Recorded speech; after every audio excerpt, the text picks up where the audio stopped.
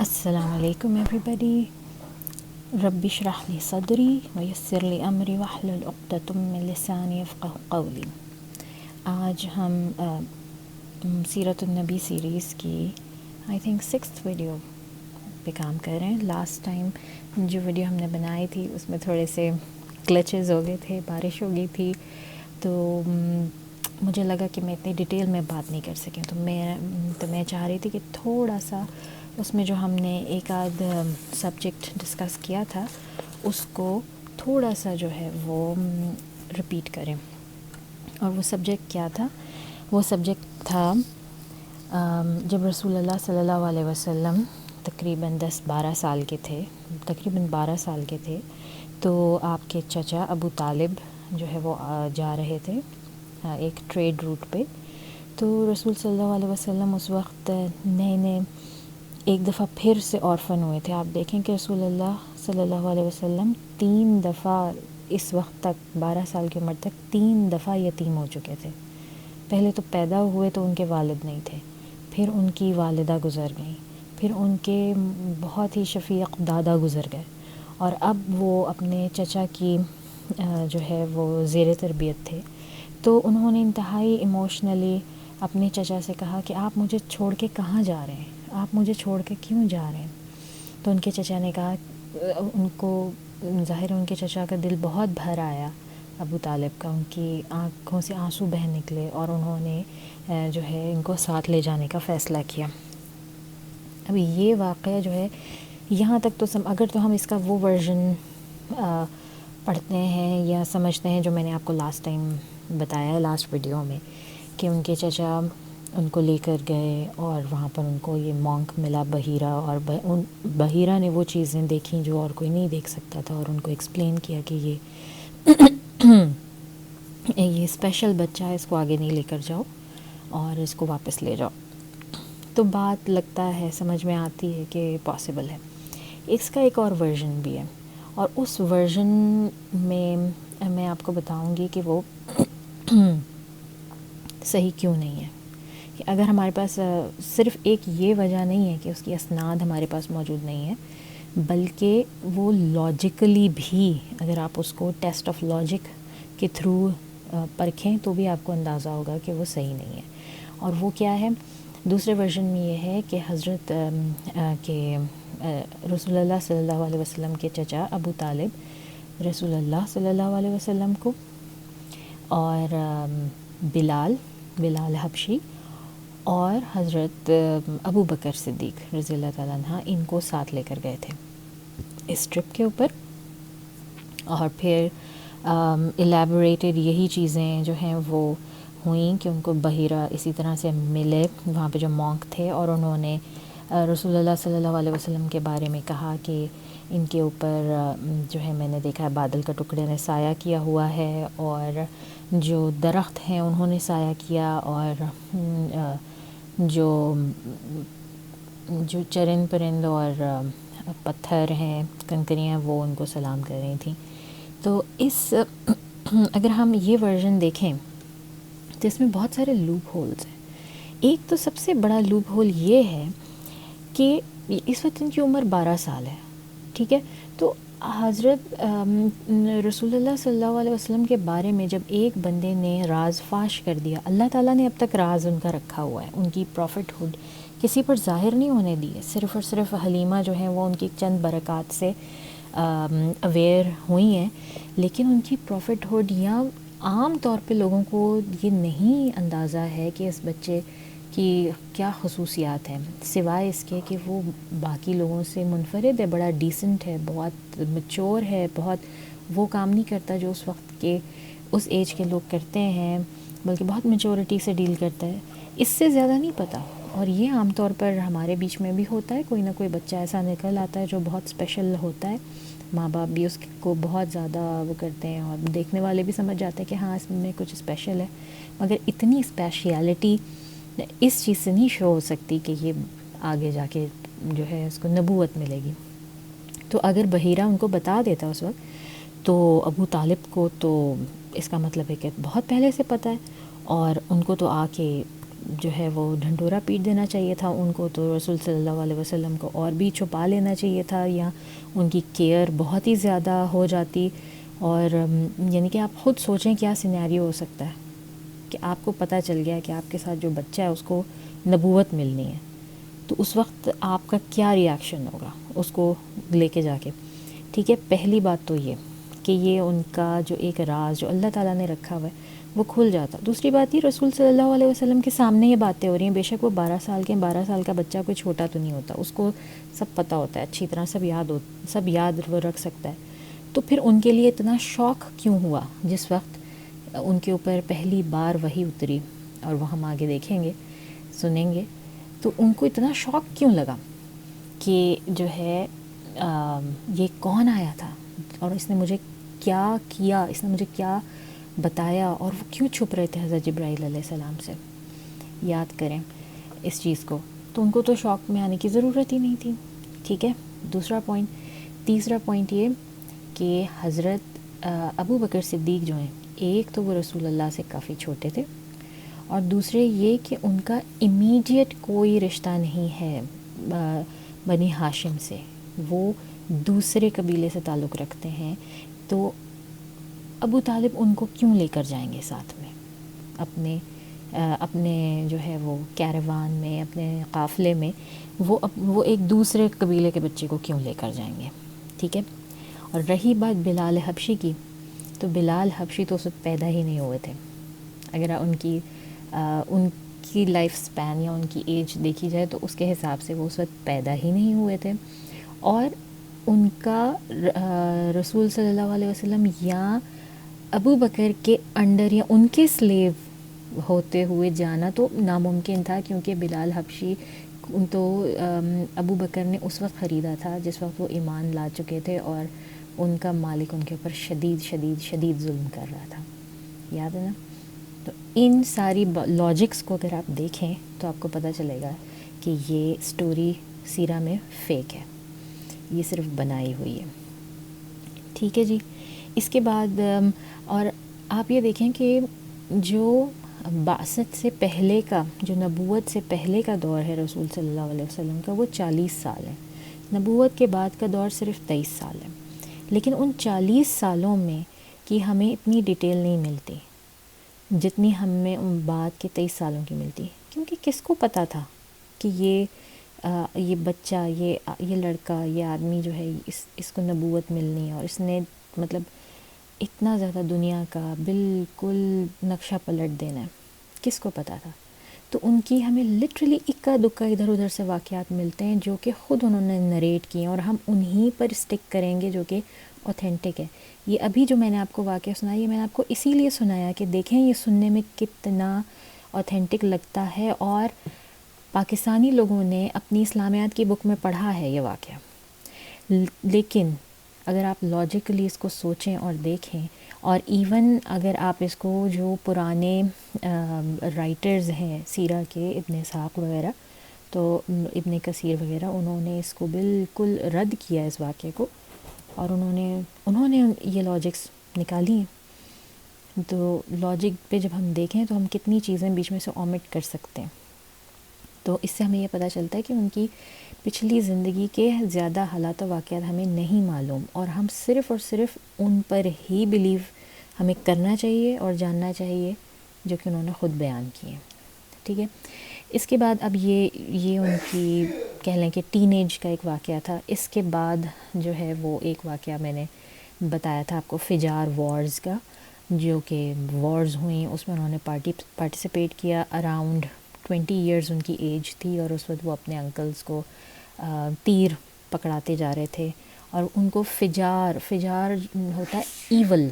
فجار کا مطلب ہے بہت ہی فجور سے نکلا ہے، کہ بہت ہی ایول قسم کی وارز تھیں کہ بس ہر لمٹ اس میں ختم کر دی گئی تھی. تو ان کو فجار وارز کہا جاتا ہے. اور پھر ان وارز کے اینڈ کے اوپر حلف الفضول کا معاہدہ طے پایا تھا، جو ایک تاجر جو آیا تھا باہر سے، اس کی وجہ سے اس معاہدے کو ان کو پہلی دفعہ عرب میں جو ہے وہ ایک معاہدہ اسٹیبلش کرنا پڑا، تاکہ تھوڑے بہت حقوق آنے والوں کے محفوظ ہو سکیں، اور اس کو حلف الفضول کہتے ہیں۔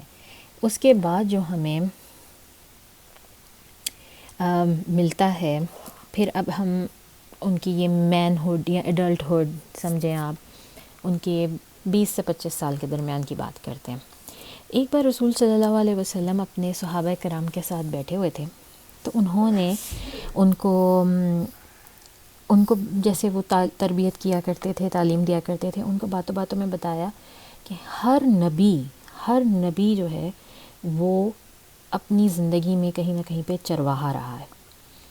تو اب انہوں نے مثالیں دیں، آپ دیکھیں حضرت موسیٰ علیہ السلام نبوت سے پہلے بے شک وہ فرعون کے محل میں پلے بڑھے تھے، اور وہ ایک پرنس کی لائف انہوں نے جی تھی، لیکن نبوت سے پہلے کیا ہوا تھا کہ وہ وہاں سے ایگزائل ہو گئے تھے، چاہے ان کی سیلف انفلکٹڈ ایگزائل ان کا تھا کہ انہوں نے خود وہ وہاں سے نکل گئے تھے، انہوں نے وہاں جا کے پھر ان لڑکیوں کی مدد کی، اور پھر ان کے والد نے ان کو 8 سال تک کی جو ہے اس کے اوپر رکھ لیا کہ اس کے بعد ان کی وہ شادی کر دیں گے اپنی ایک بیٹی سے۔ اور وہ کیا کام کرتے تھے، انہوں نے وہاں پہ چرواہا گیری ہی شروع کی، ان کی بکریاں چرواتے تھے۔ اسی طرح حضرت داؤد علیہ السلام تھے، حضرت داؤد علیہ السلام بھی بکریاں چراتے تھے، جس وقت طالوت کی فوج میں وہ گئے اور انہوں نے کہا کہ میں ماروں گا جالوت کو، اور انہوں نے وہ سلنگ شاٹ بنائی اور جو ہے اس کو اس سے مار دیا، اور پھر وہاں سے اللہ تعالیٰ نے ان کو بلیسنگز دیں اور ان کے رینکس بڑھے، اور وہ یہاں تک کہ وہ بادشاہ بن گئے۔ لیکن سٹارٹ ہر نبی نے بکریاں چرائی ہیں۔ اس کے علاوہ بھی ان کا کوئی نہ کوئی ایک پروفیشن رہا ہے، جیسے حضرت داؤد کا تھا کہ اللہ تعالیٰ نے ان کے ہاتھ پہ لوہا نرم کیا تھا اور وہ زرہ بنا لیتے تھے۔ اسی طرح حضرت اور بھی بہت سارے نبی ہیں، حضرت نوح علیہ السلام نے کشتی بنائی تھی، اور پھر اسی طرح اور بھی نبیوں کے دوسرے کام بھی تھے، مگر one of their professions was being a shepherd ہر حالت میں۔ تو جو صحابہ کرام تھا مطلب آپ سوچیں کہ وہ خود بھی اتنا جانتے نہیں تھے، تو انہوں نے بڑے اشتیاق سے پوچھا، تو رسول صلی اللہ علیہ وسلم آپ بھی جو ہے وہ چرواہے تھے؟ تو اس وقت رسول اللہ نے کہا ہاں بالکل، میں بھی جو ہے وہ چرواہا تھا۔ اور اصل میں یہ ہوا اس طرح تھا کہ ایک دفعہ اسی طرح یہ بیٹھے ہوئے جب یہ باتیں کر رہے تھے، تو کوئی ایسی بات آئی تو اس پہ رسول صلی اللہ علیہ وسلم نے ان کو کہا کہ ڈیزرٹ میں وہ جو فلانا ٹری ہوتا ہے نا، اس کی جو ہری والی زیادہ برانچز ہیں نا، وہ کھلاؤ تم اپنے جانوروں کو، تو وہ ان کے لیے اچھی ہوگی۔ تو لوگ اس سے بھی ذرا ہوئے کہ آپ کو کیسے پتہ؟ تو پھر اس میں انہوں نے بتایا کہ میں اجیاد، مکہ کے قریب ایک جگہ تھی اجیاد، میں وہاں پہ مکہ والوں کی بکریاں چرایا کرتا تھا قیرات کے عوض۔ اور قیرات میں نے پہلے بھی بتایا تھا کہ بہت ہی چھوٹا، مطلب پینیز سمجھ لیں آپ، آج کل کے دور میں اتنی کم اجرت کے اوپر جو ہے وہ مکے والوں کی بکریاں چلایا کرتے تھے۔ اور اب اس وقت اگر آپ دیکھیں تو حرم کے پیچھے جو ہے وہ ایک ہاسپٹل ہے، اجیاد ہاسپٹل کے نام سے، اور یہ اسی جگہ ہے جس کو رسول صلی اللہ علیہ وسلم نے ڈسکرائب کیا کہ وہ یہاں پر بکریاں چراتے تھے۔ تو سب سے پہلا پیشہ یہ تھا رسول صلی اللہ علیہ وسلم کا۔ اب اس میں کیا ہوا ایک دفعہ، تو اچھا اس میں تھوڑی سی ہم نا یہ بھی بات کرتے ہیں کہ اللہ تعالیٰ نے کیوں ایسا کیا کہ ہر نبی کو چرواہا بنایا۔ یہ بھی سوچنے کی بات ہے۔ آپ دیکھیں چرواہے کیا کرتے ہیں۔ نمبر ایک تو یہ کہ چرواہے بکریوں کو یا اپنے مویشیوں کو، شیپس موسٹلی وہاں پر عرب میں شیپس ہوتی ہیں، بکرے اتنے نہیں، تو ان کو لے کے وہ کہیں شہر سے باہر نکل جاتے ہیں، تو ان کو موقع ملتا ہے تنہائی کا، سالیٹیوڈ کا۔ وہ بالکل تنہا ہو کر، مطلب اپنی ڈیلی کی لائف سے کٹ کے وہ زیادہ سے زیادہ سوچ سکتے ہیں، ایک امیجنیشن اپنا ڈیولپ کرتے ہیں، اور وہ اللہ سے جیسے کہتے ہیں نا لا لگا سکتے ہیں، کیونکہ جب آپ تنہا ہوتے ہیں، آپ جتنا تنہا ہوتے ہیں آپ اتنے زیادہ اللہ کے قریب ہوتے ہیں۔ آپ کبھی بھی بھیڑ میں رہتے ہوئے یا بہت زیادہ سوشلائز کرتے ہوئے آپ اللہ کے قریب نہیں ہو سکتے۔ تو تو ان کو یہ جو سوچنے کا جو موقع ملتا ہے، جو کانٹمپلیٹ کرنے کا موقع ملتا ہے، وہ سولیٹیوڈ میں ملتا ہے۔ پھر دوسرا یہ کہ جتنے بھی آپ دیکھ لیں، جتنے بھی جو ایسے لوگ ہیں جو بہت زیادہ کسی اس میں رہتے ہیں، بھیڑ میں رہتے ہیں، بہت سوشلائز کرتے ہیں، جن کی بہت فالوئنگ ہوتی ہے اور سارا کچھ، وہ اسپریچولی اسٹرانگ نہیں ہوتے کبھی بھی۔ وہ ان کی کیونکہ ان کو وہ سولیٹیوڈ نصیب نہیں ہوتا، اور جب تک وہ سولیٹیوڈ نہیں ہوتا آپ کی لا نہیں لگتی اللہ تعالیٰ سے وہ سولیٹیوڈ کے بغیر، تو اس لیے وہ بڑا امپورٹنٹ ہے۔ سیکنڈلی، ایک بھیڑوں کا جو ریوڑ ہوتا ہے، اس میں ہر بھیڑ، جتنی بھی بھیڑیں ہوتی ہیں، ہمارے جیسے لوگوں کو دیکھنے میں ساری بھیڑیں ایک جیسی لگتی ہیں، ہم تو کسی کو نہیں پہچان سکتے، لیکن جو چرواہا ہوتا ہے نا، وہ ایک ایک بھیڑ سے واقف ہوتا ہے، الگ الگ اس کو پہچان ہوتی ہے ایک ایک بھیڑ کی، اور نہ صرف ان کی فزیکلی پہچان ہوتی ہے، وہ ان کی نیچر سے بھی واقف ہوتا ہے۔ ہر بھیڑ کی الگ الگ نیچر ہوتی ہے، اور اس نیچر کے تحت جو ہے نا، اس نے ہر ایک کو قابو کرنا ہوتا ہے۔ تو یہ آپ دیکھیں گے انسانوں کے ساتھ بھی کتنا جو ہے وہ پیرالل ہے یہ قصہ۔ ہر انسان اللہ تعالیٰ کا بنایا ہوا ایک الگ نیچر پر ہے۔ ایک ماں کے 10 بچے ہوں تو وہ 10 بھی ایک سے نہیں ہوتے، وہ بھی سب مختلف ہوتے ہیں۔ تو پھر ساری دنیا کے انسانوں کے لیے جس آدمی کو اللہ تعالیٰ نے رحمت للعالمین بنانا ہے، تو ان کے بارے میں اللہ تعالیٰ نے دیکھیں ان کو تربیت کیسے دی ہے، ان کو کنٹرول کرنے کی، بھیڑوں کے ذریعے سے۔ تو بھیڑوں کے ذریعے سے جو ہے وہ ان کو کنٹرول سکھایا ان کے اوپر، اور یہ سکھایا کہ ایک ایک ہر ایک کے مزاج کے حساب سے کیسے چلا جائے۔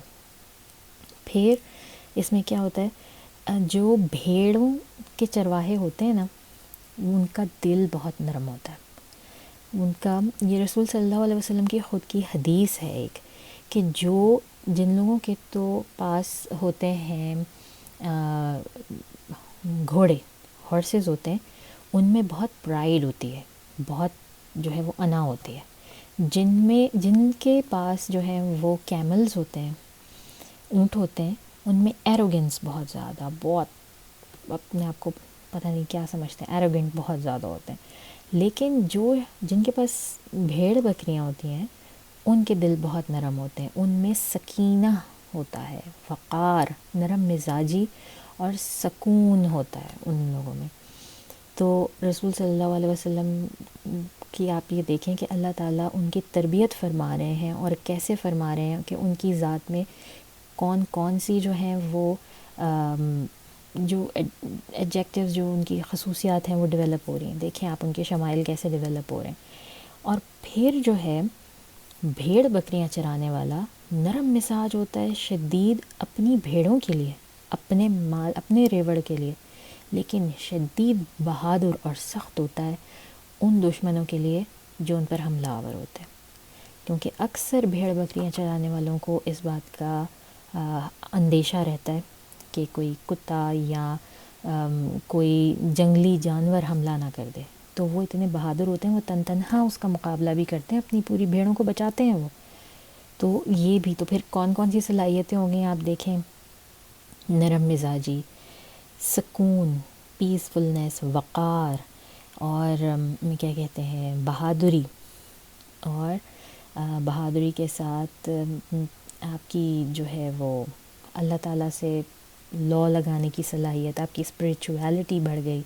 تو کتنی زیادہ اللہ تعالیٰ نے، یہ ایک طریقہ ہے اللہ تعالیٰ کا، یا ایک سنت کہہ لیں، اس طرح سے اللہ تعالیٰ نے رسول صلی اللہ علیہ وسلم کی تربیت فرمائی۔ اچھا جی، اور پھر آپ یہ بھی دیکھیں، ایک پوائنٹ اور اس ضمن میں میں کہنا چاہوں گی کہ جانور چرانے سے رسول صلی اللہ علیہ وسلم کو نہ صرف انسانوں کا بلکہ جانوروں کا بھی دکھ، ان کی بھی تکلیف کا احساس ہے، اور وہ کیسے ہے، وہ ہمیں گاہے بگاہے سیرہ میں پتہ چلتا رہتا ہے۔ ایک دفعہ ایک اونٹ رسول صلی اللہ علیہ وسلم کے پاس آیا اور وہ رو رہا تھا، اس کی آنکھوں میں آنسو تھے۔ رسول صلی اللہ علیہ وسلم نے اسے بہت پیار کیا اور لوگوں سے پوچھنے لگے اس کا مالک کہاں ہے، اس کے مالک کو بلاؤ۔ اور پھر جب مالک آیا تو انہوں نے غصے سے اس کو کہا کہ اس اونٹ نے تمہاری شکایت کی ہے، اس اونٹ نے مجھ سے تمہاری شکایت کی ہے کہ تم اس کو کھانا کم دیتے ہو، اس سے کام زیادہ لیتے ہو اور اس کو مارتے ہو، تم اللہ سے ڈرو اس جانور کے متعلق کیونکہ تمہیں اس کا بھی حساب دینا پڑے گا۔ تو اس طرح کی جو ہمیں احادیث سننے کو ملتی ہیں تو وہ ظاہر ہے جس آدمی نے ان کے ساتھ وقت گزارا ہو اور ان کا احساس ہو، کیونکہ اللہ تعالیٰ نے تو ان کو رحمت للعالمین بنایا ہے، صرف انسانوں کے لیے، صرف مسلمانوں کے لیے تھوڑی، ان کو جب عالم کا رحمت، عالم کے اوپر رحمت بنانا تھا تو اس عالم میں تو یہ کریچرز، یہ جاندار، یہ سبھی کچھ آتے ہیں، تو اس لیے اللہ تعالیٰ نے ان کو انتہائی خوبصورتی سے یہ تمام علوم دیے۔ پھر ایک چیز یہ ہوتی ہے کہ جب انسان خود جتنا غریب ہوتا ہے نا، رسول صلی اللہ علیہ وسلم اور تمام جتنے بھی ہم انبیاء دیکھتے ہیں کہ وہ ایک ٹائم پر وہ بھی، چاہے وہ ان کو بعد میں بادشاہت بھی ملی ہو، لیکن وہ بہت غریب تھے، تو یہ بھی ایک بہت امپورٹنٹ اسپیکٹ ہے اللہ تعالیٰ کے ٹیچ کرنے کا، کہ جب انسان جتنا غریب ہوتا ہے اس کو دوسروں کی غربت کا اور اس چیز کا اسی طرح سے احساس ہوتا ہے۔ تو ہم دیکھ سکتے ہیں کہ وہ کس قدر نرم مزاج اور کس قدر امپتھی رکھنے والے تھے رسول صلی اللہ علیہ وسلم، یہ ہمیں ابھی تک اگر واضح نہیں ہوا ہے تو آگے واضح ہو جائے گا۔ پھر اس کے بعد یہ کہ رسول صلی اللہ علیہ وسلم جو ہیں ان کے یہ سارے میں پوائنٹس آپ کو بتا رہی ہوں کیونکہ سیرہ سے اسی طرح سے ہم پوائنٹس نکالتے ہیں کہ یہ ہمارے لیے کیوں ضروری ہے، تو یہ ٹیچنگز ہیں جو آپ کی چل رہی ہیں ساتھ ساتھ، جو میں نکال کے آپ کو بتا رہی ہوں، ہوپ فلی آپ لوگ اس کو ایکسیپٹ کریں اور اپنے اندر پیدا کرنے کی کوشش کریں۔ تو پھر یہ کہ وہ فری لوڈر نہیں تھے، وہ اپنے انکل کے ساتھ رہتے تھے، اپنے چچا کے ساتھ رہتے تھے اور ان کی بڑی فیملی تھی، تو وہ کسی نہ کسی طریقے سے ان کا ہاتھ بٹانا چاہتے تھے، چاہے وہ چند خیرات کے عوض ہی کیوں نہ ہو، چاہے وہ اپنا ہی بوجھ کیوں نہ اٹھا لیں، وہ اس حوالے سے وہ ان کے اوپر فری لوڈر نہیں بنے۔ اور پھر اس میں کوئی قباحت نہیں ہے کہ آپ کتنے بھی چھوٹے کام سے شروع کریں۔ کبھی رسول صلی اللہ علیہ وسلم نے اس بات پہ کبھی امبیرسمنٹ فیل نہیں کی کہ وہ بعد میں نبی بن گئے اور وہ نبی بن کے ہمیں اپنا یہ قصہ خود سنا رہے ہیں کہ میں اس طرح سے بکریاں چراتا تھا، اور ان میں کوئی امبیرسمنٹ نہیں ہے کسی قسم کی۔ تو یہ آپ دیکھیں کہ یہ کتنی خوبصورت ایک بات ہے کہ انہوں نے، اور پھر اس سے ہمیں پتہ چلتا ہے کہ اس میں کوئی قباحت نہیں ہے کہ بندہ بالکل نیچے سے زیرو سے شروع کرے اور پھر آہستہ آہستہ آہستہ بلڈ کرے اور جہاں تک اللہ تعالیٰ اس کو لے کے جائیں وہ اوپر تک جائے۔ اس میں کوئی قباحت نہیں ہے۔ دنیا میں آج بھی جتنے بہت نامور مشہور لوگ ہیں آپ دیکھیں، وہ کوئی اپنی بیسمنٹ سے نکلا ہے، کوئی اپنے گراج سے نکلا ہے، کسی نے کچن میں بیٹھ کے کام شروع کیا ہے اور پھر وہ کہاں سے کہاں پہنچ گئے ہیں۔ تو وہ یہی چیز ہے کہ کوئی بھی کام بہت ہی چھوٹے پیمانے پہ جو آپ شروع کرتے ہیں، اگر اللہ تعالیٰ اس میں برکت ڈالے، آپ کی نیت اچھی ہے، خلوص کے ساتھ آپ وہ کام کر رہے ہیں اور پوری ایمانداری کے ساتھ، there is nothing that can stop you to go on the top basically۔ اچھا جی، اب ہم یہی باتیں کرتے ہوئے رسول صلی اللہ علیہ وسلم کا پہلا پیشہ چرواہے کا، اب ہم جاتے ہیں کہ خدیجہ رضی اللہ تعالیٰ عنہ سے کس طرح ملاقات ہوئی ان کی۔ تو جس طرح ہم یہ کرتے تھے، رسول صلی اللہ علیہ وسلم بکریاں چراتے تھے، خدیجہ رضی اللہ تعالیٰ عنہ کی بڑی بہن تھیں، ان کا نام تھا حالہ، اور یہ نام کافی دفعہ مختلف لوگوں کے لیے آئے گا سیرہ میں، تو ہمیں تو آپ لوگوں کو تھوڑا سا یاد رکھنا پڑے گا کہ ایک ان کی بڑی بہن تھیں، ان کا نام تھا حالہ۔ حالہ کو بھی اپنی بکریاں، اپنی بھیڑیں چرانے کے لیے کسی کی مدد کی ضرورت تھی، تو انہوں نے 2 لوگ ہائر کیے، ایک رسول صلی اللہ علیہ وسلم تھے اور ایک کوئی اور صحاب تھے جن کا ہمیں نام نہیں ملتا تاریخ میں۔ ان دونوں کو ہائر کیا اور ان کو اپنی بکریاں دیں چرانے کے لیے، اور یہ دونوں بکریاں چرانے کے لیے شہر سے باہر چلے جاتے تھے، جیسے ہم نے بات کی کہ وہ جہاد میں جاتے تھے، اور پھر یہ ہوتا تھا کہ شام کے وقت جب وہ واپس لے کر آتے تھے ان بھیڑ بکریوں کو، تو اسی وقت ان کی اجرت ان کو دی جاتی تھی، وہ چاہے تو قیرات کی صورت میں ہو، بعض اوقات صرف کھجوریں اور بعض اوقات اس طرح کی چیزوں کی صورت میں ہوتی تھی۔ تو جب یہ لوگ واپس آئے تو رسول صلی اللہ علیہ وسلم نے ان دوسرے صاحب کو کہا کہ میری طرف سے بھی آپ ہی جا کے جو ہے نا وہ وصول کر لیں جو میری مطلب اجرت ہے. تو انہوں نے کہا کیوں تمہیں؟ تو رسول صلی اللہ علیہ وسلم نے فرمایا کہ مجھے شرم آتی ہے، مجھے ایک خاتون کے سامنے جانے سے اور اس طرح ان سے کچھ مانگنے سے شرم آتی ہے، تو میری طرف سے آپ کر لیں. تو جو دوسرے تھے وہ گئے، انہوں نے جا کے ان کی اجرت لی، لے جا کے واپس کی.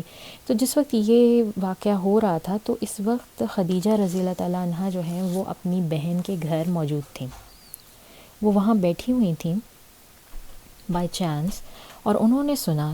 تو حالہ جو ہیں وہ کچھ عرصے سے ان کی خدمات لے رہی تھیں، تو وہ شروع ہو گئی، انہوں نے بتانا شروع کیا کہ میں نے تو اتنا آنیسٹ، اتنا رسپیکٹ فل ایسا بندہ آج تک دیکھا ہی نہیں، یہ اتنی عورتوں کی عزت کرتا ہے، اس کی تو آنکھیں نہیں اٹھتی اوپر، اور اتنا اتنا اچھا ہے، اتنا آنریبل ہے، اتنا ڈیسنٹ بندہ ہے. تو ڈیفینیٹلی آپ کے دل میں ایک جسے کہتے ہیں نا کہ تھوڑی سی ایک کیوریوسٹی سی چاہے پیدا ہو جاتی ہے کہ اچھا اتنا اچھا بندہ ہے تو لیٹ می سی کون ہے یہ. اب حضرت خدیجہ رضی اللہ تعالیٰ عنہ کی سٹوری پیچھے سے یہ ہے کہ ان کی 2 دفعہ شادی ہو چکی تھی اپ ٹل دس پوائنٹ ان ٹائم. تو ان کی 2 دفعہ شادی ہو چکی تھی. ان کے جو پہلے شوہر تھے ان سے ان کا بیٹا، ان کے بیٹے تھے غالباً، لیکن ہمیں ایک کا نام معلوم ہے ان کا، اور اس بیٹے کا نام بھی حالہ ہے.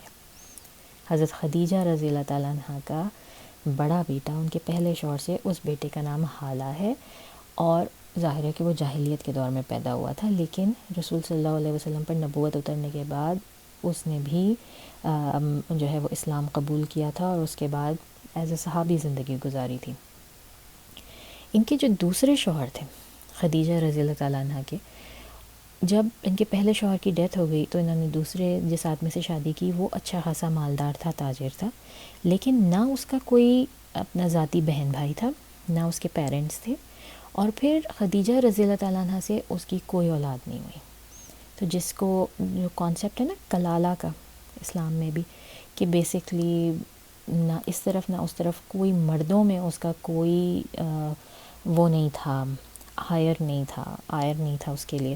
تو یہ ایک بہت ہی یونیک سچویشن تھی، کیونکہ عرب میں تو خواتین کو انہیریٹنس دینے کا کوئی سوال ہی نہیں تھا.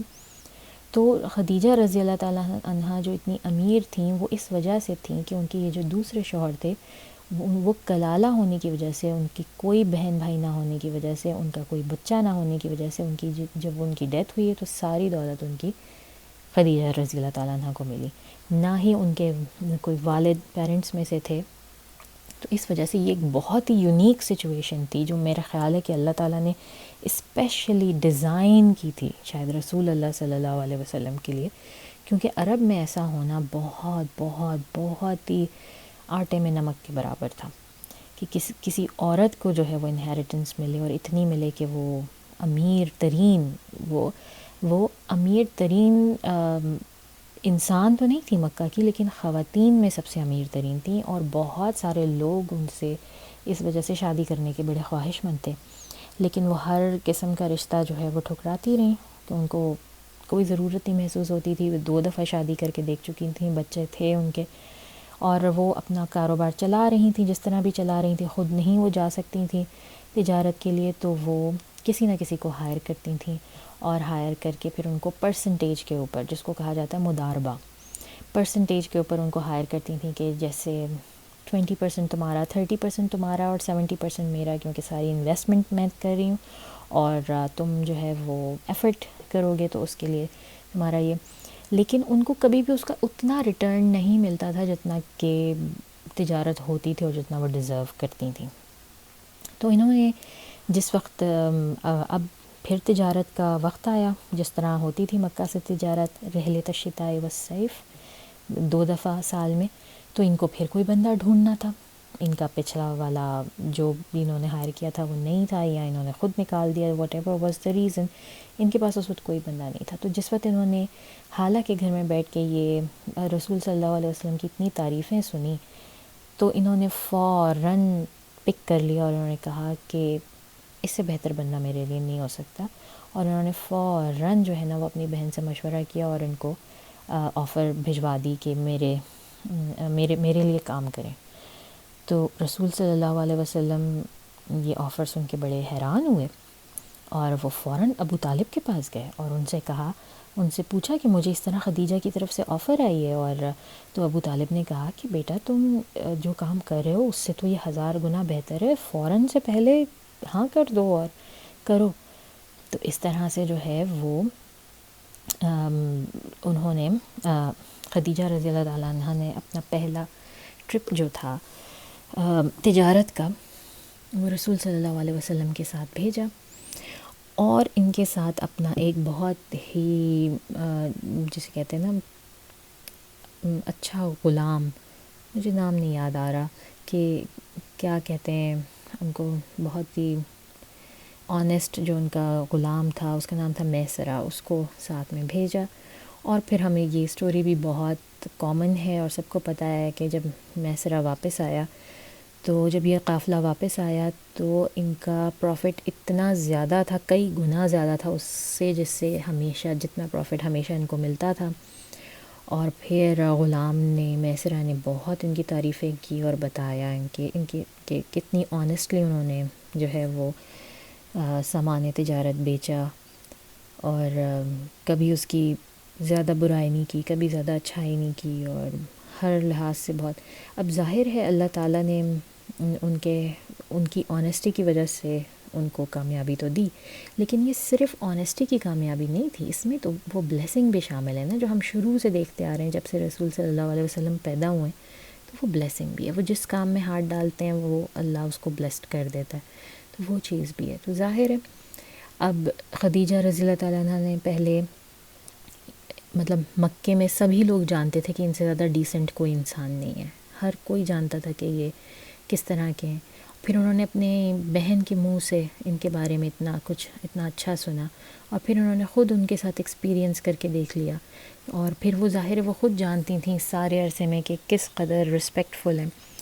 اور ایک انسان، آدمی اسپیشلی، اگر وہ generally speaking being a woman, اگر وہ عورتوں کے ساتھ بہت رسپیکٹفل ہوتا ہے نا، تو جنرلی اس کے باقی کے معاملات بھی بہت اچھے ہوتے ہیں. تو ظاہر ہے یہ سب چیزیں انہوں نے بہت متاثر کیا، حضرت خدیجہ رضی اللہ تعالیٰ عنہ کو بہت متاثر کیا، اور وہ ان کے اندر فیلنگز ڈیولپ ہوئیں اندر ہی اندر. اور اس میں کوئی حرج نہیں ہے، آپ کسی سے بھی محبت کر سکتے ہیں، اللہ تعالیٰ اس کا آپ کو حق دیا ہے. اور لیکن اس محبت کے لیے آپ یا اس محبت میں آپ کیا کرتے ہیں وہ ہے جس پہ ہمیں قابو رکھنا ہوتا ہے. تو محبت کرنا کوئی گناہ کی بات نہیں ہے. تو حضرت خدیجہ رضی اللہ تعالیٰ عنہ جو ہیں وہ ان کو بہت لگاؤ محسوس ہوا. لیکن یہ ایک پیٹریارکل سوسائٹی ہے، اس میں ظاہر عورتیں پرپوز نہیں کرتی، لیکن اگین یہاں پر یہ بھی ایک انہونی بات تھی کہ اس پروپوزل کا انیشیشن جو اس کی ہوئی وہ بھی حضرت خدیجہ رضی اللہ تعالیٰ عنہ نے کی. کس طرح کی انہوں نے اپنی بہن حالہ سے ذکر کیا، ان کی ایک سہیلی یا ملنے والی یا کوئی بوڑھی رشتہ دار تھیں، شاید نفیسہ نام تھا ان کا، if I'm taking نفیسہ. تو ان سے ذکر کیا، تو انہوں نے کہا کہ میں بات کروں گی محمد سے صلی اللہ علیہ وسلم آپ کے لیے. تو انہوں نے رسول صلی اللہ علیہ وسلم سے پوچھا، کیا محمد صلی اللہ علیہ وسلم آپ شادی کیوں نہیں کر لیتے؟ اس وقت ان کی عمر لگ بھگ 25 سال تھی رسول صلی اللہ علیہ وسلم کی. تو وہ تھوڑے سے سٹ پٹائے اور انہوں نے کہا کہ مجھ سے کون شادی کرے گا، میں تو قریش کا سب سے یتیم اور سب سے غریب لڑکا ہوں، تو مجھ سے کون شادی کرے گا. تو جو ہے وہ نفیسہ نے بتایا کہ خدیجہ آپ سے شادی کرنا چاہتی ہیں، جس پر رسول صلی اللہ علیہ وسلم خاص سے شوق میں آئے اور انہوں نے کہا وہ مجھ سے کیوں شادی کرنا چاہتی ہیں.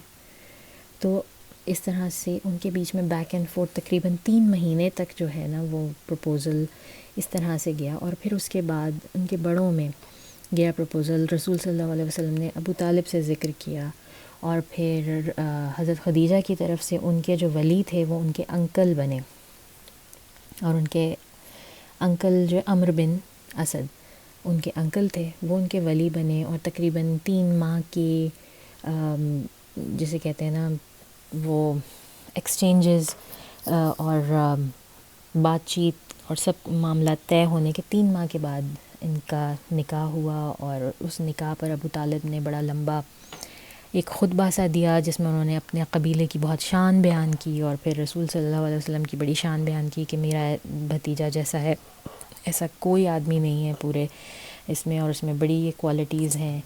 اور ان کا جو حق مہر تھا وہ تھا 12 اوقیہ سلور.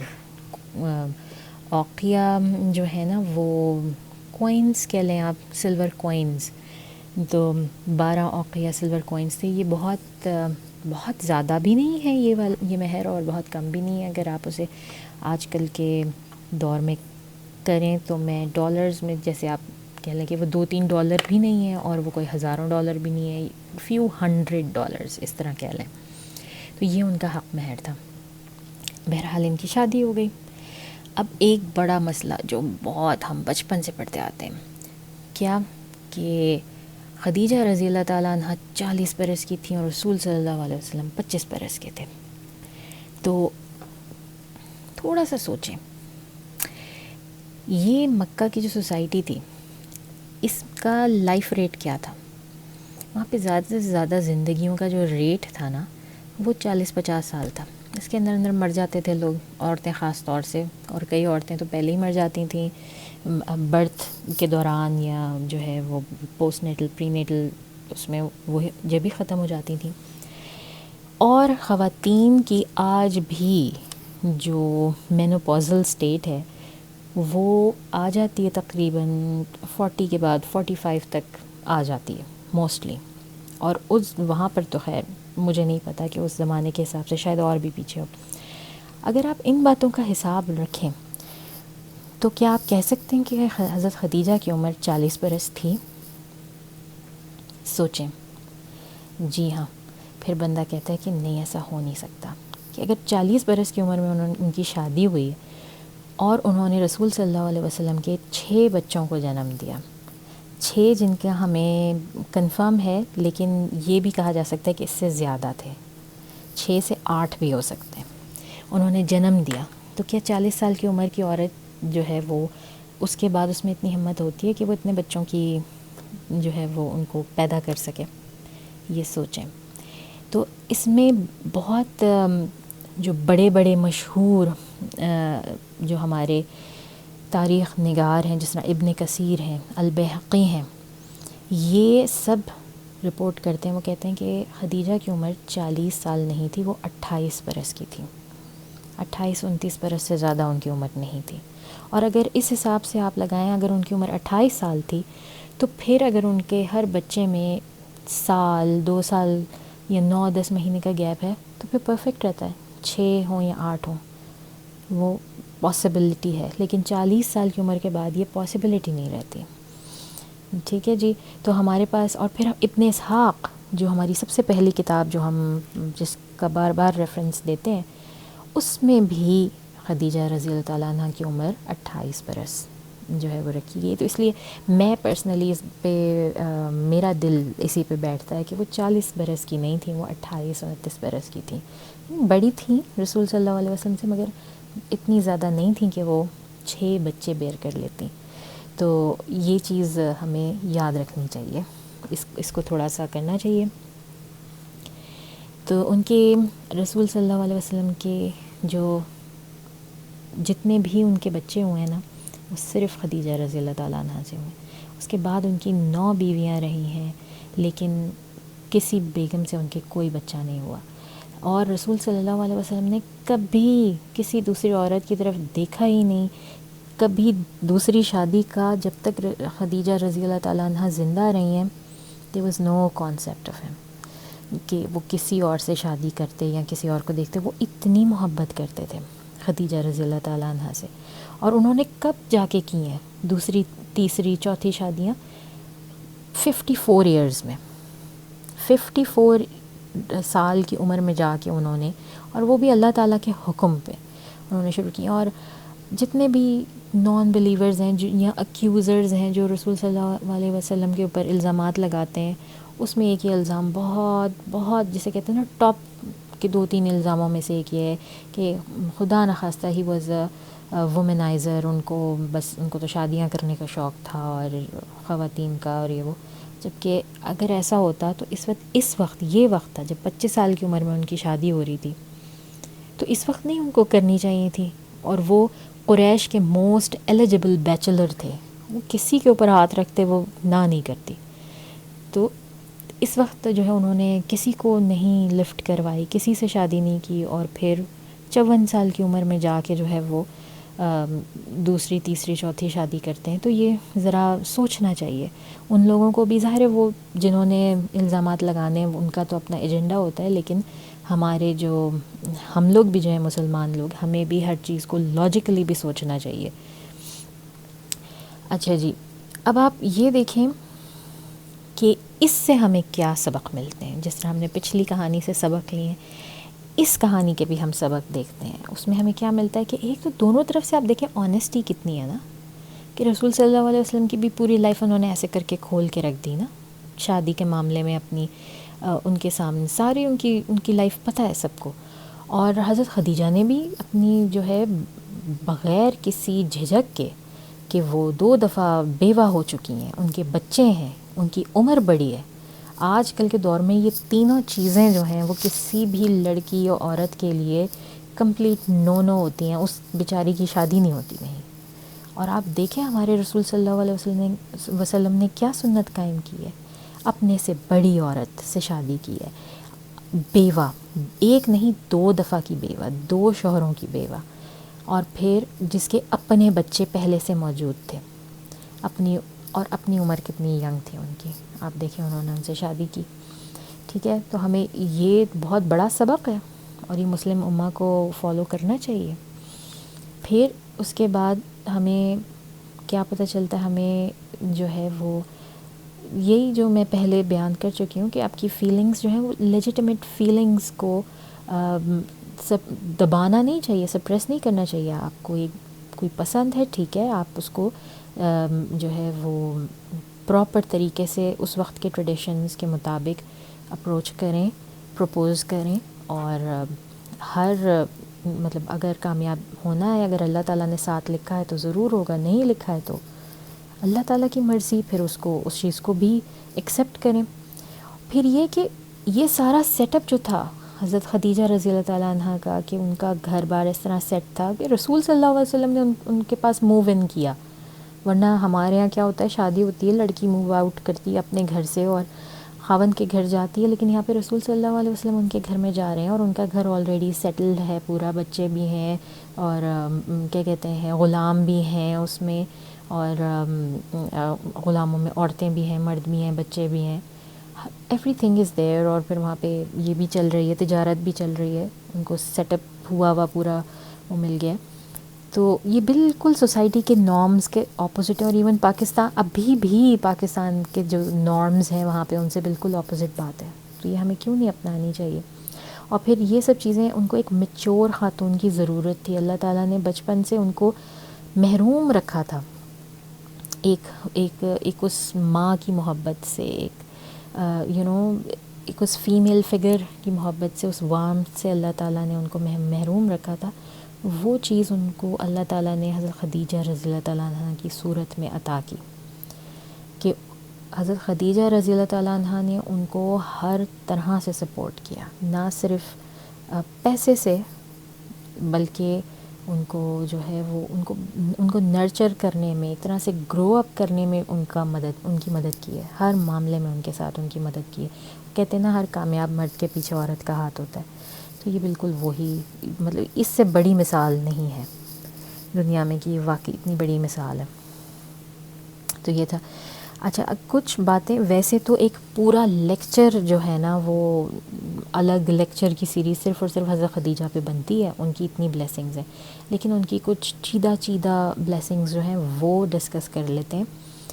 کہ آپ دیکھیں خدیجہ رضی اللہ تعالیٰ عنہ پہلی وائف رسول صلی اللہ علیہ وسلم کی، انتہائی بلاوڈ وائف، اتنی زیادہ بلاوڈ تھیں جبکہ سب کو پتہ ہے کہ رسول صلی اللہ علیہ وسلم حضرت عائشہ سے بہت محبت کرتے تھے، اور حضرت عائشہ تو پیدا بھی نہیں ہوئی تھیں حضرت خدیجہ کے دور میں. تو حضرت عائشہ خود ان سے مروی ہے، وہ کہتے ہیں کہ میں ان کی نیچر میں جیلسی تھی، لیکن وہ کہتی ہیں میں ان کی سب بیگمات سے زیادہ جو ہے نا وہ حضرت خدیجہ رضی اللہ تعالیٰ عنہ سے جیلس ہوتی تھی. ان وائف سے جو گزر چکی تھیں ان سے جیلس ہوتی تھیں. اور ایک بار انہوں نے اس جیلسی میں نا رسول صلی اللہ علیہ وسلم کو بڑے سخت الفاظ کہے خدیجہ رضی اللہ تعالیٰ عنہ کے بارے میں. انہوں نے کہہ دیا کہ آپ کیا یاد کرتے رہتے ہیں وہ بوڑھی خاتون کو جن کے دانت بھی جھڑ گئے تھے، جبکہ آپ کے پاس اتنی فرٹائل اور ینگ میں موجود ہوں، تو آپ ان کو کیوں یاد کرتے رہتے ہیں؟ تو جب کہ اللہ تعالیٰ نے آپ کو جو ہے ایک فرٹائل گراؤنڈ دیا ہے اور اتنا ینگ گراؤنڈ دیا ہے، تو آپ ان کو کیوں یاد کرتے ہیں؟ تو رسول صلی اللہ علیہ وسلم غصے میں آئے لٹرلی، اور انہوں نے کہا کہ واللہ اللہ تعالیٰ نے مجھے خدیجہ سے بڑھ کر اور کوئی بیوی عطا نہیں کی، کیونکہ وہ واحد تھی، اس نے میرا اس وقت ساتھ دیا جس وقت کوئی میرا ساتھ دینے کو تیار نہیں تھا، کوئی مجھ پہ یقین نہیں کرتا تھا، اس نے مجھ پہ یقین کیا. اس سے اللہ تعالیٰ نے مجھے اولاد دی اور کسی سے اولاد نہیں دی. اور اس نے مطلب اس طرح سے رسول صلی اللہ علیہ وسلم نے ان کی اتنی تعریفیں کیں کہ حضرت عائشہ رضی اللہ تعالیٰ عنہ خاموش ہو گئی ہیں. وہ کہتی ہیں اور میں نے دوبارہ کبھی حضرت خدیجہ کا نام نہیں لیا، کیونکہ مجھے اندازہ ہو گیا کہ میں کمپیٹ نہیں کر سکتی ان سے، وہ ان کی اتنی بلیسنگز تھیں. تو رسول صلی اللہ علیہ وسلم نے اس بات کو ان کو حضرت عائشہ کو باقاعدہ پوائنٹ آؤٹ کیا کہ یہ تمہاری بلیسنگ نہیں ہے، یہ اس کی بلیسنگ ہے کہ وہ پہلی عورت ہے اسلام کی جو ایمان لائی، جو مجھ پر ایمان لائی. نو بڈی ایلس ہیز دیٹ بلیسنگ. پھر حضرت خدیجہ وہ تھیں جو کہ انہوں نے رسول صلی اللہ علیہ وسلم کو جس وقت ان کے اوپر نبوت نازل ہوئی اور وہ انتہائی پریشان تھے، تو ان کو ورقہ بن نوفل اپنے کزن کے پاس لے کر گئیں. وہ بھی ہم نے پورا ان کے بارے میں بات کر چکے ہیں. اور پھر جو ہے حضرت خدیجہ رضی اللہ تعالیٰ عنہ وہ واحد خاتون ہیں یا رسول صلی اللہ علیہ وسلم کی وائفز میں سے ہیں جن کے گھر میں حضرت جبرائیل علیہ السلام آئے، اور کسی وائف کے گھر میں نہیں آتے تھے حضرت جبرائیل علیہ السلام وحی لے کے.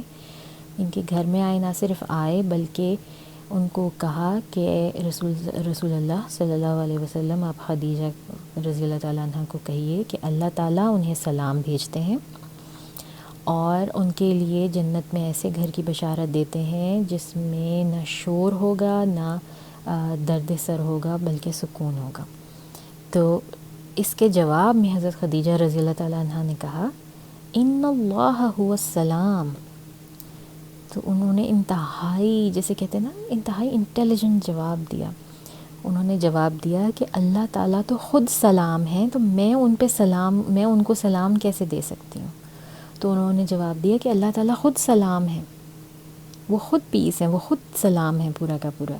پھر انہوں نے جواب دیا وعلیک السلام یا جبرائیل وعلیک السلام یا رسول اللہ صلی اللہ علیہ وسلم. تو اس سے پتہ چلتا ہے کہ وہ انتہائی انٹیلیجنٹ خاتون تھیں. She was not an ordinary soul, اور وہ انتہائی that was literally a match made in heaven for رسول اللہ صلی اللہ علیہ وسلم. اور ان کا جو پروجیکٹ تھا، وہ جس وجہ سے وہ دنیا میں آئے تھے، وہ اس کو کیٹر کرنے کے لیے حضرت خدیجہ سے بہتر کوئی انسان ہو ہی نہیں سکتا تھا. تو وہ انتہائی انٹیلیجنٹ خاتون تھیں. اور بھی ایک موقع پر جب رسول اللہ صلی اللہ علیہ وسلم پر پہلی بار وحی اتری اور وہ جبرائیل علیہ السلام کو دیکھ کے بہت خوفزدہ ہو گئے، اور جب جو ہے وہ گھر میں آ کے اور ڈر گئے اور انہوں نے اپنے اوپر چادر اوڑھ لی پوری. تو اس وقت بھی ایک دو ایسے واقعات ہیں جس سے ہمیں پتہ چلتا ہے کہ خدیجہ رضی اللہ تعالیٰ عنہ واز انٹیلیجنٹ بیانڈ اوور ہماری عقل اس کو گراسپ نہیں کرتی، وہ اتنی انٹیلیجنٹ تھی. لیکن میں یہ واقعہ ادھورا اس لیے چھوڑی ہوں کہ آگے ہم نے اس کا ذکر کرنا ہی ہے انشاءاللہ ایک دو ایپیسوڈز میں. تو یہ ان کی تھوڑی جسے کہتے ہیں نا وہ ان کی بلیسنگز تھیں، خدیجہ رضی اللہ تعالیٰ عنہ کی خصوصیات تھیں. بچے جو ان کے بچے تھے ان میں سب سے بڑے جو تھے وہ القاسم، رسول صلی اللہ علیہ وسلم کے سب سے بڑے بیٹے القاسم تھے. اور کہتے ہیں کہ اللہ تعالیٰ نے ان کو اتنی عمر دی تھی کہ جتنا بڑا ایک بچہ ہو جاتا ہے کہ جب وہ اونٹ پہ سواری کرنے کے قابل ہو جائے، یعنی کہ 6-7 سال کی عمر تک یہ زندہ رہے، اور اس کے بعد ان کی ڈیتھ ہو گئی۔ پھر ان کی 4 بیٹیاں تھیں، زینب، رقیہ، ام کلثوم اور فاطمہ، یہ 4 بیٹیاں تھیں۔ اور پھر آخر میں ایک بیٹے عبداللہ، جو کہ انفینسی میں ہی ان کی ڈیتھ ہو گئی تھی۔ 2 اور ناموں کا ذکر آتا ہے جن کے بارے میں جو ہے یہ کنفرم نہیں ہے کہ یہ 2 الگ اولادیں تھیں رسول صلی اللہ علیہ وسلم کی، 2 لڑکے، کہ ایک طاہر ایک طیب، یا پھر یہ عبداللہ ہی کے لقب تھے، کیونکہ وہ اس زمانے میں بہت زیادہ لقب دینے کی عادت مطلب لوگوں کو تھی، وہ کرتے تھے، that was norm of the society, tradition تھا۔ تو یہ بھی ہے کہ یہ طاہر اور طیب جو ہیں یہ دونوں عبداللہ کے ہی لقب تھے، اور یا پھر یہ کہ یہ 2 بھی ان کے، اگر ہم ان 2 کو ایڈ کر لیں تو یہ 8 ہو جاتے ہیں اس طرح سے ان کے بچے۔ تو اب آپ اندازہ لگا لیں جو میں آپ کو کہہ رہی تھی حضرت خدیجہ رضی اللہ تعالیٰ عنہ کی عمر کا۔ حضور اکرم صلی اللہ علیہ وسلم کی کنیت بھی ابو القاسم تھی، ان کے بڑے بیٹے قاسم کے، اور اس کے علاوہ ہمیں اس سے زیادہ کوئی کچھ ان کی جو میرڈ لائف ہے 10 سال ہے، اس میں اور کچھ نہیں ہمیں پتہ چلتا کہ اور کوئی ہسٹری میں کوئی کہانی کچھ نہیں ہے، کیونکہ کون تھا وہاں جس نے ہسٹری جو ہے اس وقت ان کی لکھنی تھی، یا کس کو پتہ تھا کہ اس بندے کی ہسٹری لکھی جائے گی، ڈاکیومنٹ ہوگی۔ تو بہرحال عبداللہ جو ہیں جو سب سے چھوٹے تھے، ابو قاسم جو ہیں، القاسم جو تھے وہ تو ابھی جاہلیت کے دور میں ہی پیدا ہوئے تھے، ابھی نبوت نہیں اتری تھی، اور جب ہی ان کی ڈیتھ ہو گئی۔ عبداللہ جو ہیں وہ نبوت میں پیدا ہوئے تھے، اور جس وقت عبداللہ کی ڈیتھ ہوئی تھی نا، تو جو ابو جہل تھا اس نے ابو جہل نے جو ہے وہ مطلب دوڑ کے اور چیخیں مار مار کے جو ہے نا وہ پورے مکہ میں بہت ہی خوشی منائی تھی، اور سب کو مطلب اس نے یہ خوشی منائی تھی کہ محمد کی اولاد ختم ہو گئی اور محمد کی نسل ختم ہو گئی، اب محمد کی نسل چلانے والا کوئی نہیں ہے، کیونکہ وہ جاہلیت کا دور تھا اور وہاں پہ نسل صرف مردوں سے چلتی تھی، عورتوں کی کوئی نسل مطلب عورتوں کا پیدا ہونا نہ ہونا تو برابر تھا، لیکن ہاں کسی بیٹے کا پیدا ہونا اور مر جانا یہ بہت بہت بہت بڑی زیادہ جو ہے وہ ایک ٹراما، لائف کا ٹراما تھا، اور اس کو انہوں نے یوز کیا تھا رسول صلی اللہ علیہ وسلم کو اکیوز کرنے کے لیے، ان کو اور مزید تکلیف دینے کے لیے کہ دیکھو یہ جھوٹا نبی ہے خدا نخواستہ، اور تو اس لیے اللہ تعالیٰ نے اس کو بیٹا نہیں دیا اور وہ واپس لے لیا۔ اور پھر رسول صلی اللہ علیہ وسلم کی تمام بیٹیاں، 3 بیٹیاں، ام کلثوم، رقیہ اور جو پہلی تھیں زینب، تینوں رسول صلی اللہ علیہ وسلم کی زندگی میں ہی انہوں نے وفات پائی، انہوں نے اپنے ہاتھوں سے انہیں دفن کیا۔ صرف اور صرف ایک فاطمہ تھیں جنہوں نے رسول صلی اللہ علیہ وسلم کی وفات کے بعد وفات پائی۔ آپ ذرا غور کیجئے، اس دنیا میں سب سے بڑی تکلیف کیا ہے جو کسی شخص کو پیش آ سکتی ہے؟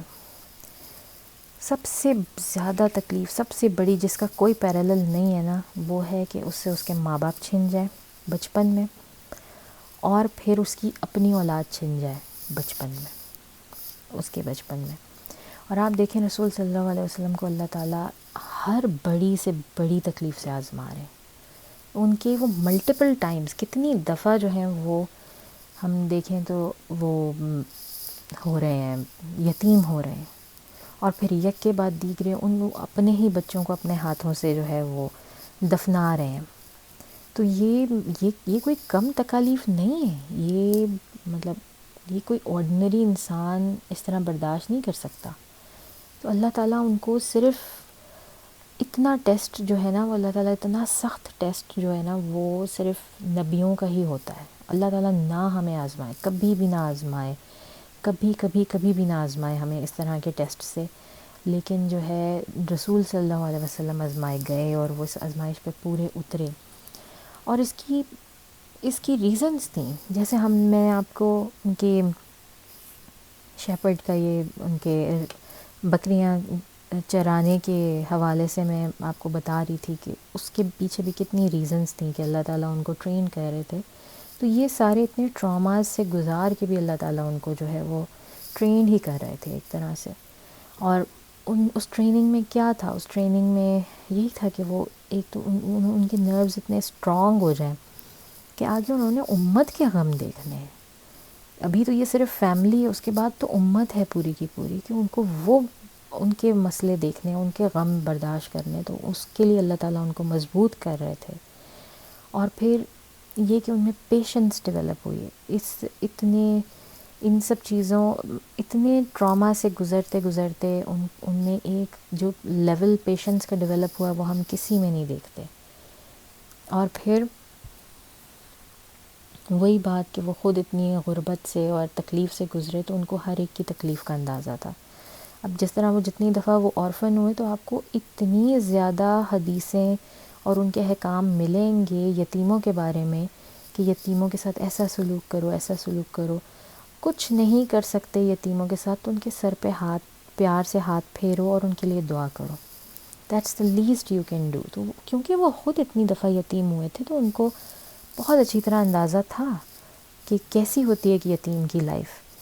تو اس لیے ہمیں اپنے اسلامک کلچر میں یتیموں کے بارے میں انتہا سے زیادہ، بلکہ قرآن میں بھی ہمیں اتنی زیادہ آیات اور احکام ملتے ہیں جو ہمیں اور مشکل ہی کسی اور مذہب میں ملیں.